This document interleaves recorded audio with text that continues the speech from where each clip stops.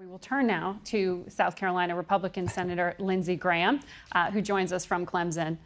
Senator Graham is someone, as we've been describing, who speaks to the president, often shares his advice. Senator, did you speak to the president this weekend about this shutdown? Yeah, it was pretty clear to me that we're never going to have a deal unless we get a wall as part of it. Dick Durbin's a reasonable guy, but he's not leading this parade. We're having to negotiate with people who want to abolish ICE, not support ICE. We're having to negotiate with people who see the Border Patrol agents gassing children rather than defending our borders as professional law enforcement officers. And we're negotiating with people who will give us $1 for the wall, even though it's immoral, and accuse all of us who support a wall as part of border security is racist. As long as the radical left is in charge, we're never going to get anywhere. The president will compromise, but he will not capitulate. So that's where we're at. But the people in the room are your colleague, Senator Durbin, along with Speaker Pelosi. You don't. Well, he was on Friday. He was on Friday with the president. They sent staff people to do the negotiation. The vice president's in the room with a bunch of staffers. Today. Dick Durbin is a good guy. He's a reasonable guy. But Nancy Pelosi has made progress. She's gone from not a penny to $1.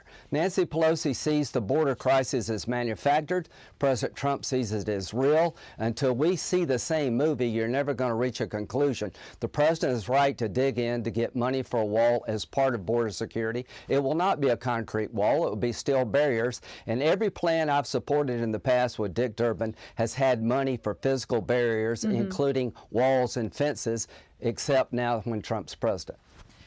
Well, there are about 800,000 federal workers who are in this limbo, not being sure when they're going to get paid. So with that in mind, with them in mind, why can't you reopen the government while you argue about the things you just laid out? Why would you negotiate with somebody who calls you a racist if you want a wall, who gives you $1 for a wall, when the Democratic Party supported $25 billion in the past? We're not going to negotiate with people who see the world this way.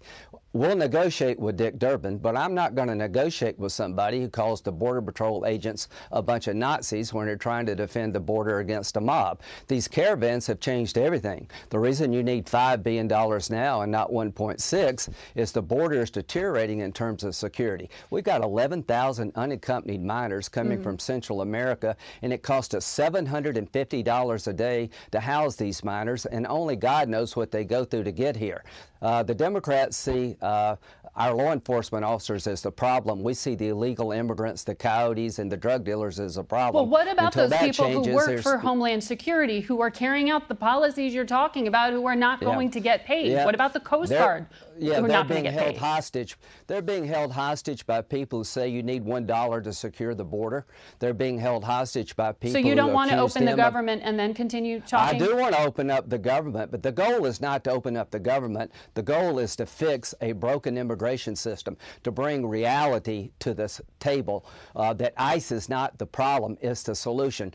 The goal is to repair a damaged, broken immigration system, is to implement policies Democrats have voted for in the past on President Trump's watch. We're not going to give in to this radical left, ever, until we can find a rational way forward where we'll have wall as part of a border security plan. We're going nowhere. Wall plus DACA plus TPS makes sense. But you'll never convince me that we don't need a wall. But is the president open to that compromise you just floated there, the DACA and TPS for wall? Yeah, but what he's not open to is a lecture by the Speaker of the House, I'll give you $1. He's not open to the people on the left accusing his Border Patrol agents of being Gestapo agents gassing children. He's not open to the idea that the wall is immoral. So if you bring Dick Durbin's to the table, we'll fix this. But let's dig into that, because that's significant what you said there. If you think the president is indeed open to a DACA for wall trade here, because he stood in the Rose Garden the other day and said, no, you got to wait till the court rules, and we're some time out from that. Okay, here's what he's open to. He's open to getting his wall money. We need $5 billion for the wall in light of the increased threats.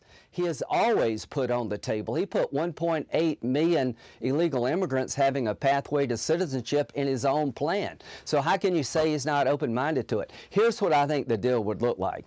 Give him the money we need to secure our border, and $5 billion, $5, $6 could be well spent.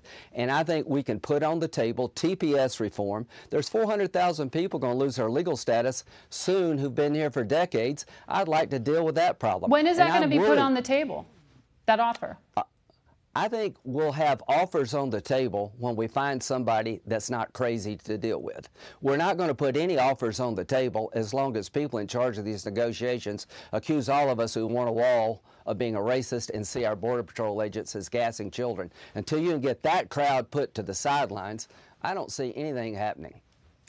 You've worked with the president's son-in-law, Jared Kushner, on criminal justice reform. He is cited as someone open to the deal you described of DACA for wall.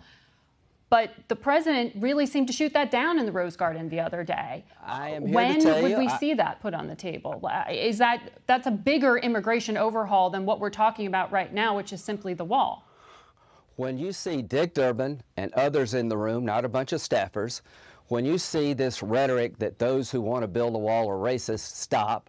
When you see the idea $1 is enough for the wall, when that stuff ends, the real negotiations begin. Right now, the people running the show on the left are radical, liberal Democrats who don't see a border security problem. They see their own government being the problem, not the illegal immigrant. Until that changes, we'll never get anywhere. There's a deal to be had here, but it will include a wall. And if there's no wall in this deal, we'll never have a deal. I want to ask you about Syria. I know you watched the region and you had criticized the president's decision to pull out.